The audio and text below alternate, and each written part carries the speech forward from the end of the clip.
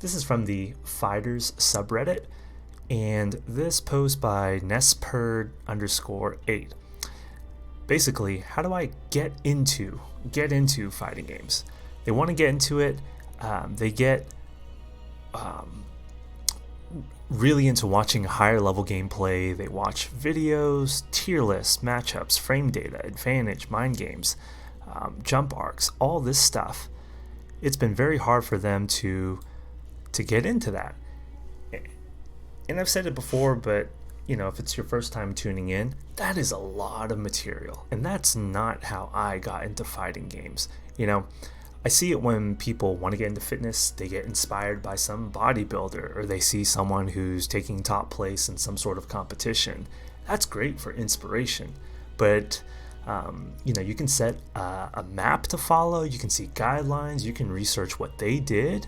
But the biggest advantage they have over you is the time investment. So even if you put in a lot of time up front, you're never going to catch up to those people, because those people are going to continually find ways to invest time. So you got to make it more simple. These are great. These are all awesome avenues that you could explore, but trying to sink your teeth into it at the beginning, you're going to get overwhelmed. You're going to get even more frustrated. They go on to say, let's see, they play a lot of platform fighters, and then so when they switch over to playing 2D fighters, the inputs are tough. Quarter circle, Z inputs, the Shoryuken input. And at this point now, I can do them in my sleep. But I remember being there. I remember thinking it was so tough because it's a matter of timing, getting comfortable with the inputs, and you really can't rush that. And you kind of got to go back and forth. I remember reaching a point where Street Fighter, Capcom type fighting games, they felt the most comfortable, and thinking that Tekken felt really sluggish. But then in the Street Fighter V, Tekken 7 era, finally jumping back into Tekken and feeling that it felt a lot more comfortable to play. It felt the smoothest. It felt the easiest to jump back into. You can never pinpoint when is it going to click. You have to give yourself that constant exposure. But along those lines, why do you want to get into it? It sounds very cheesy with whatever skills acquisition that you're trying to pick up, but I know that with fitness and with learning English or improving your speaking. Hey, one viewer, thanks for jumping in.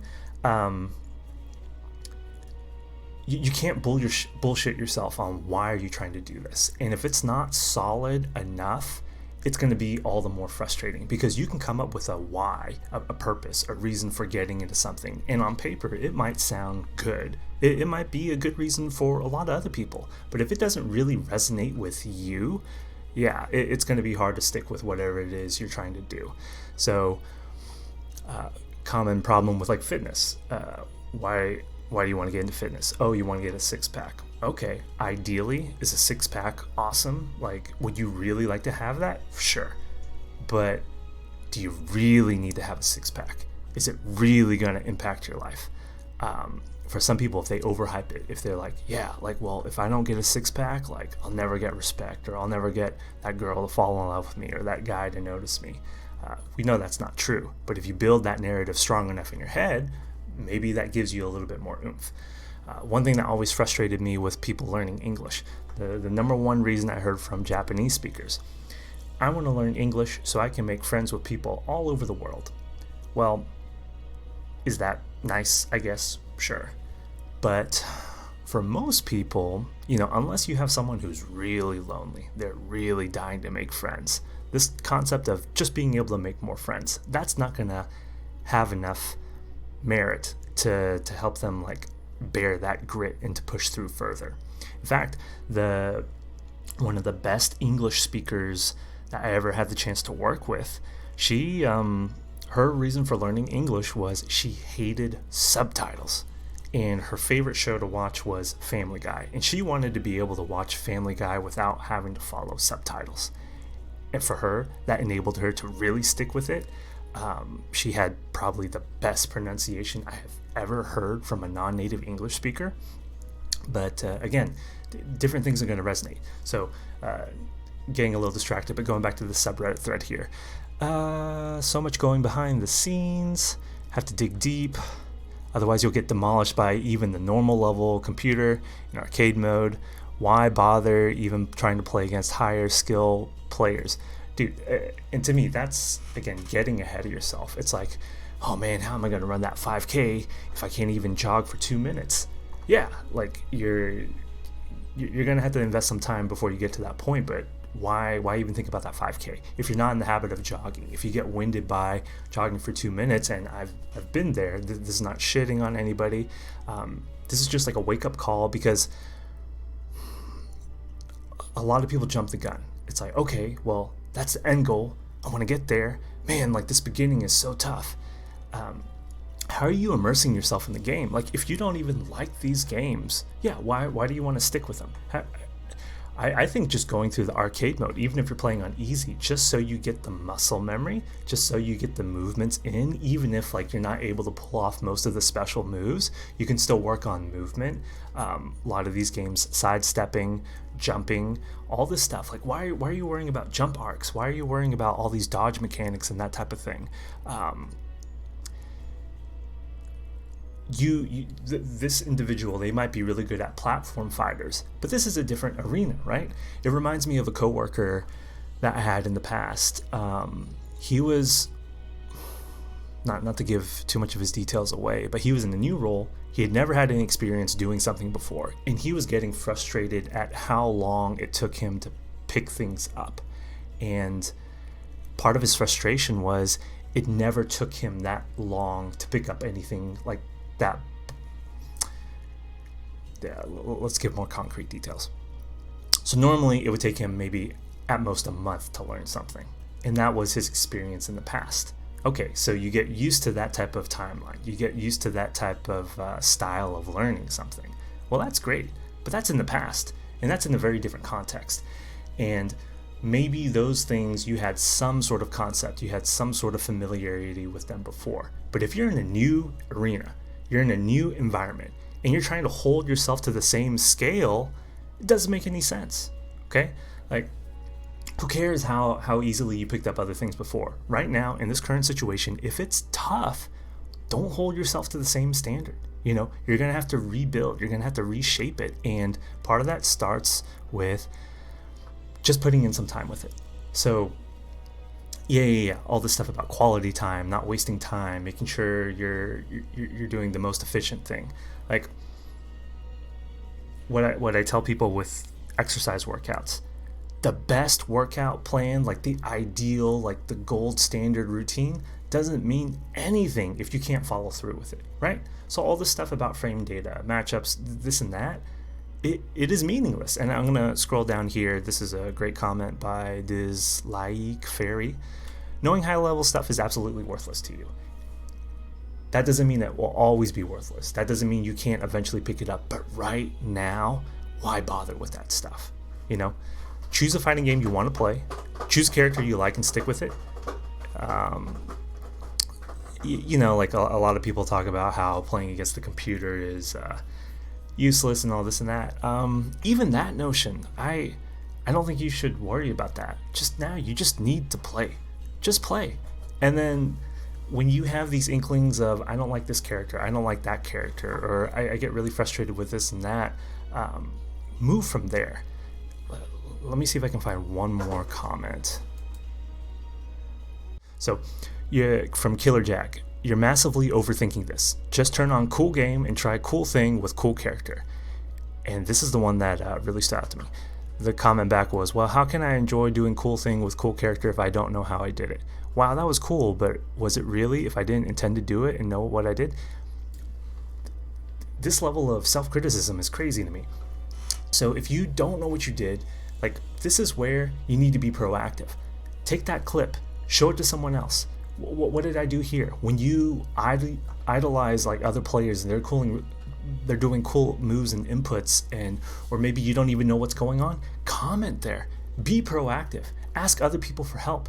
Like, anytime, this reminds me of my class when I was teaching, a student would say, I don't understand. I would have to coach them. I would have to teach them not to use that phrase anymore. Not because I'm unwilling to clarify and explain further, but just saying, I don't understand. That doesn't help anybody. It's much better to say, I tried to understand X, but I couldn't get it. What's going on here? I couldn't understand Y. A little bit of effort in that way. The quality of answers and responses that you get, they're going to vary, but move with that type of direction. And that'll give you a better trajectory. With workouts, you're always comparing. You're benchmarking and comparing. Benchmarking and comparing. So right now, if your mind is so focused on that end goal, on like how things should be and how it's overwhelming, you're not even benchmarking the current level. So going back to what he said earlier, inputs are tough right now. Okay, well, can you work around those inputs? Is there just one move that you would want to do? I don't recommend... Where was it? The only way I know how to get into the fighting games is to practice the same combo in training mode for days on end until you try it against somebody. A lot of people do this. Like they talk about spending time in the lab, but if there's such a high barrier to get into fighting games right now, to me that's a really good way to kill your enthusiasm, like to kill things quickly. Imagine someone trying to get into workouts, and I could talk about how squats are one of the most effective things to do, but if they really loathe leg days, lower body workouts, and that's all I'm supplying them, even if it is good for them, even if it is one of the best things that they can do, is it likely that they're going to stick with it? They're going to keep up with it? Probably not. Okay. All that being a jumbled mess, I'll see if I can cut that and post the edit on YouTube, because to me it's a really good discussion. I feel for you. Just know that there's not so much. You can frame it like, wow, it's a long road to the top. You wouldn't be wrong, but there's a lot of middle ground. Okay, you fall in love, you fall out of love. Like something that feels really frustrating, take some time away, get back into it. The other day, I tried to do that stream where I was talking about, wow, starting off with Cassandra, then going to Sung Mina, and then trying Astaroth. That really opened up my eyes. It really gave me a good mindset on how to play Ivy. And it did. And when I was labbing, things were coming into place. But then in my last stream, you saw me, I got bodied. I did terrible. I didn't even make use of all the grappling that I thought I was going to do. That's going to happen. Did I suck on that day? Yes. Make no excuses about that. But this is still part of the process. When I'm about to bounce into some matches right here, who knows how I'll do. Going from Tekken, playing Soul Calibur 6 right now. The other day I was jumping back into Dead or Alive 5, and that felt really, really good. I suck at guard impacting on Soul Calibur, but making use of the holds, doing the what do they call it, the triangle system, the rock paper scissors system in Dead or Alive 5, it clicked a lot better. So do I wish I would have done that 2 or 3 years ago? For sure. But I love fighting games, and going through this practice, like trying out the moves list, that's something that I really enjoyed doing. So I don't know, man. I wish this person all the best. I hope they're not too hard on themselves. But for now, I would say,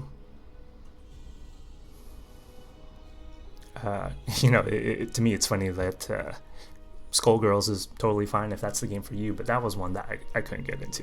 But play more Skullgirls. Like, try to beat the arcade mode multiple times. Go through that, and then worry about the finesse of your inputs later. Okay, just put in that time, because if Skullgirls is like the very first fighting game you've done, like most of these other people on Fighters, they've beaten arcade mode on dozens of fighting games, dozens of times, right? So yeah, it's, I guess I would look at it like, okay, this person plays platformers and they're having like a really hard time with like fighting games. Everybody's going to go through something like this. Like maybe they play Tetris and then they want to play Dynasty Warriors. Like the movement's going to be completely different, right? Someone who plays RPGs and then they're trying to play first-person shooters. The timing, the reaction, it's going to be different, right? what can you do from there? Like, you say you suck and like you give up, or just put in more time at the beginning. Just put in some more time. All right, that was my soapbox for today. Let's play